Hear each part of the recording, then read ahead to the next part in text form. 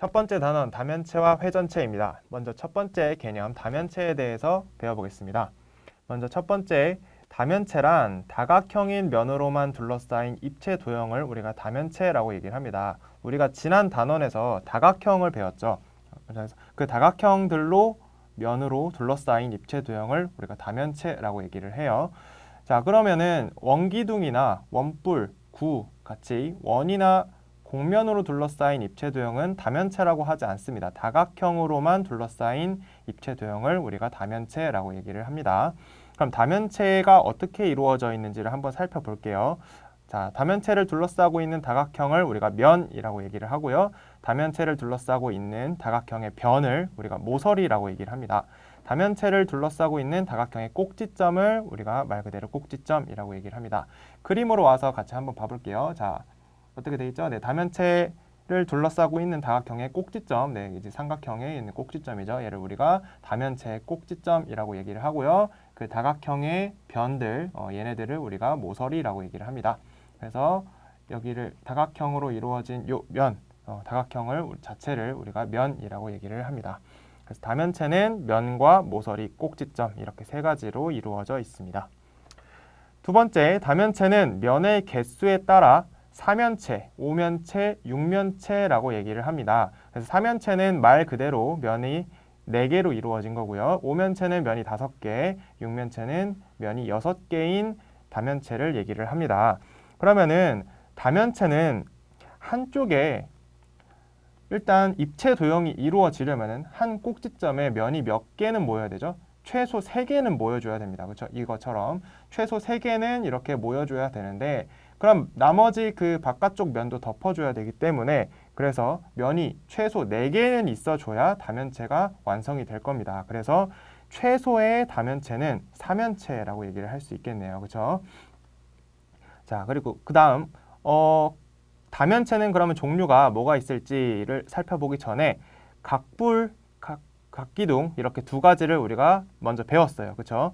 여기서 새롭게 등장하는 게 각뿔대입니다. 여기서 뿔대는 밑면에 평행한 평면으로 자를 때 생기는 두 입체 도형 중에서 각뿔이 아닌 쪽의 입체 도형을 얘기합니다. 먼저 그림으로 살펴볼까요? 자, 원래 이렇게 있었다면은 지금 각뿔이 이렇게 있는데 각뿔 중에서 밑면에 평행한 평면으로 잘랐습니다. 그렇죠? 여기서 잘랐어요. 그랬더니 위쪽에 있는 조그만 각뿔이 있고요. 아래쪽에 남은 입체 도형이 있죠. 이 중에서 이 각뿔이 아닌 부분의 이 아래쪽 부분 있죠. 얘를 우리가 각뿔대라고 얘기를 하겠습니다. 이 각뿔대도 마찬가지로 이제 밑면으로 이루어져 있고요. 옆면 그리고 높이 이렇게 얘기를 할 수 있겠습니다. 각뿔대에서 평행한 두 면, 네, 여기서 밑면에 평행한 면으로 잘랐기 때문에 여기도 면이 생기고 여기도 면이 생기고 그래서 이 두 개 다 우리가 밑면이라고 얘기를 하고요. 옆면은 각뿔대에서 밑면이 아닌 면을 얘기합니다. 자, 밑면 두 개를 제외하고 나머지 둘러싸고 있는 면을 옆면이라고 얘기를 합니다. 그리고 그 두 밑면 사이의 거리를 두 밑면, 예, 여기 위에 있는 아래에 있는 이 점과 점 사이, 면과 면 사이의 거리를 높이라고 얘기를 하겠습니다. 여기서 이제 밑면은 각뿔대이기 때문에 자, 각이 져 있죠. 그렇죠? 그래서 잘라 놓으면은 당연히 다각형이 됩니다. 그렇죠? 밑면의 모양은 다각형입니다. 그리고 몇 개가 생기죠? 네, 2개가 생깁니다. 각뿔대의 옆면의 모양은 모두 사다리꼴이에요. 자, 왜 그러죠? 자, 밑면에 평행한 면으로 잘랐죠. 그렇기 때문에 여기 있는 이 모서리와 여기 있는 이 모서리는 서로 어때요? 네, 평행입니다. 그렇기 때문에 한 쌍의 대변이 평행한 사각형이기 때문에 얘는 뭐라고 할 수 있죠? 사다리꼴이라고 얘기를 할 수 있겠네요. 이해되시죠? 자, 그래서 각뿔대는 밑면의 모양에 따라 삼각뿔대, 사각뿔대, 오각뿔대라고 얘기를 한다. 자, 밑면이 삼각형이면 삼각뿔대고요. 밑면이 사각형이면 사각뿔대, 밑면이 오각형이면 오각뿔대. 자, 이거는 뭐죠? 밑면이 사각형이기 때문에 얘는 사각뿔대라고 얘기를 할 수 있겠네요. 참고 같이 볼까요? 각기둥, 각뿔, 각뿔대는 다면체를 밑면의 모양에 따라 분류한 거고 사면체, 오면체, 육면체는 다면체를 면의 개수에 따라 분류한 거예요.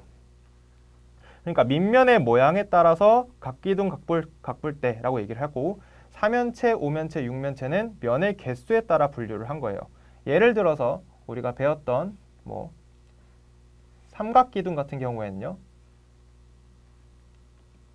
자, 얘는 삼각기둥이죠. 자, 밑면의 모양에 따라서 밑면이 삼각형이기 때문에 삼각기둥이라고 얘기를 합니다. 근데 얘는 동시에 면이 몇 개죠? 하나, 둘, 셋, 넷, 다섯 개, 그죠? 5개이기 때문에 얘는 뭐라고 할 수 있죠? 오면체라고 얘기를 할 수 있습니다. 그죠? 그래서 얘는 오면체인 동시에 삼각기둥이라고 얘기를 할 수 있겠네요. 그죠? 그래서 얘를 밑면의 모양에 따라 얘기를 할 건지 또는 면의 개수에 따라 얘기를 할 건지에 따라서 이름이 여러 개가 될 수 있다는 얘기입니다. 이해가 되셨죠? 그래서 이번 시간에는 다면체에 대해서 배워봤는데요. 네, 다면체의 구성 요소 뭐였죠? 면과 모서리 꼭지점으로 이루어져 있고요.